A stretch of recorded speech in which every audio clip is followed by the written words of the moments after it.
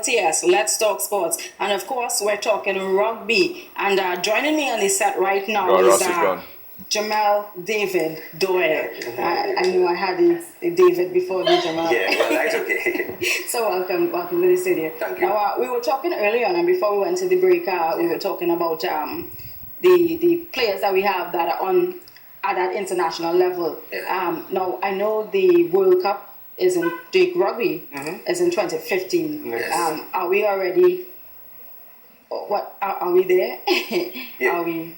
I will say we're still working on our way there, and this under 19 tournament particularly, all that is part of our journey to the World Cup 2015. So is it a qualifying? No, not exactly a qualifier, but the exposure that we're getting from the tournament will help develop us as players to represent, because in 2015, these are our age group is the players that we're looking at to draft to go to the World Cup. So to play, to represent. Yes. Yeah. And in terms of, as you said, drafting, how do you draft players to go to the World Cup? Is it that you take them specifically from the under 19 teams, from these teams, or what is that process? Well, they look at them on the club level first, I would say, because there are good players who actually don't start until they're maybe well into their 20s. Rugby is not a game that you stop playing when you're 30. Right. We've probably some of the best players on our teams that are well beyond 30. Even, I think people play on their first teams for good clubs going on to 40 years old. Nice. But typically they do look at the under 19 players as draftees onto our senior team. For example, the under 19 captain from 2 years ago who took us to Mexico, Keanu Cheeks, was playing as a scrum half for the national team for a good while. He's at the university now, so he doesn't have as much of an opportunity. Right. But they do see the under 19 team as a developmental team, especially since a lot of the coaches that coach in under 19 level also interchanging between the senior and the under 19, so they know who they want to bring up to the next level. To the next level. Well, that's great. So we're looking good so far. Yeah, well, 15. I hope so. I hope I am. Okay, great. So we're talking the NACRA, North American Caribbean Rugby Association under 19 Men's Championship. So how many countries would be a part of that particular event? Well, Nacra itself, NACRA, would... there are very many teams that you probably won't see taking part in this competition. Rugby in the Caribbean is still very much in its development stage, but within the first division, playing for the trophy this year, there will be 6 teams, so 2 groups of 3. And I think there should be... then there were originally 6 in the second division, but like Peter had said earlier, 2 of the teams were pulled out. But I'd say they're actually probably closer to 20 teams in Nacra itself.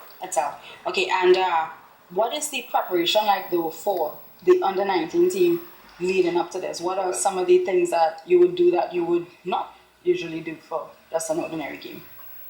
Well, I would say extra training. We have more like physical sessions. We actually have a physiotherapist. Okay.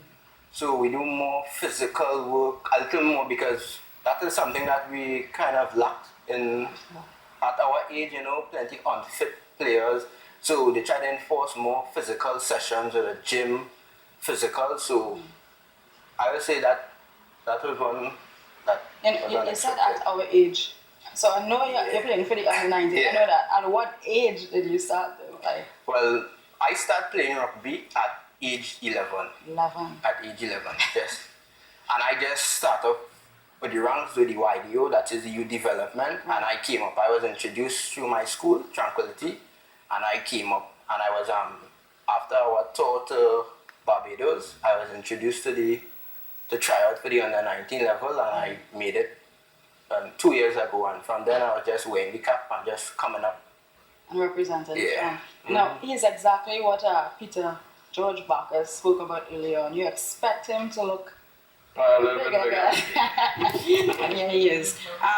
Right, so we know the preparation, but in terms of logistically, what do you have a big committee working to prepare for this tournament? There are a couple of the senior coaches. Peter's one of them, his friend Brendan as well, who is one of the best rugby players probably to pass through here. And there's also a management team. Our manager, Mr. Russo, has been working with this team for a few years, and also the physiotherapist he was talking about, Staff Sergeant Derek Ashby, who works with us physically on weekends. So they add in sessions specifically for fitness, but they do a lot of work in terms of providing equipment and stuff so we wouldn't normally get at a club. Specifically the gym equipment that we might have access to the one of the gyms at Hazy Crawford Stadium, or bringing simple sustenance to tournaments that we help to warm up. For instance, this weekend we had Ragarama, and they provide all of what we need in terms of taping, any support for injuries, first aid equipment, and food that we would need over the day. And in terms of any good team needs sponsorship, how is that going? You have a sponsor on board? Well, Digicel sponsors the Schools League a lot, but I am not sure that we have a sponsor directly associated with the under-19 team. I think that if we ever get any extra money from an outside source, it's actually as the national team coming from government, but I can't say that for sure.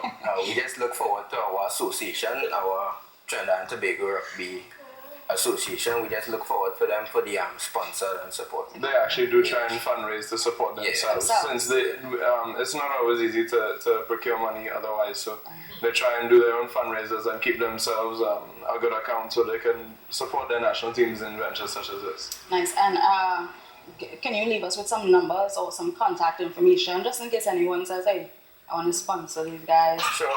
An email address, website? Okay, I don't say that I have a phone number directly, but there's the office. I can't remember the name of the road at this office.